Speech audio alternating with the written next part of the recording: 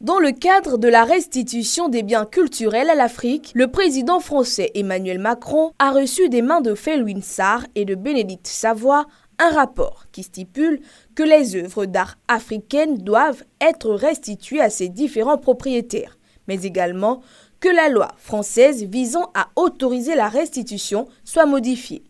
De ce fait, le ministère de la Culture gabonais et les différents universitaires se sont réunis ce 26 novembre pour débattre de cette actualité. Au niveau du Gabon, nous sommes concernés par cette situation. Le ministère de la Culture, qui bien sûr entend faire entendre la voix du Gabon sur une telle question, nous a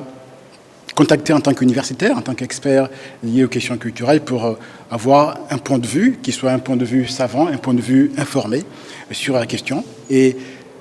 à l'occasion donc de cet entretien, de cette rencontre, il avait été décidé qu'une table ronde soit organisée avec l'ensemble des experts, du moins ceux qui ont été contactés, pour que nous puissions effectivement en débattre publiquement, afin non seulement de faire entendre à notre opinion publique, donc à l'ensemble de ceux que nous suivons aujourd'hui, ce que le Gabon pense de cette question, mais également afin que nous puissions nous-mêmes nous interroger sur notre capacité, notre compétence à être à la hauteur d'une telle décision historique. Sur la question de la conservation des œuvres par l'Afrique, les réponses sont unanimes.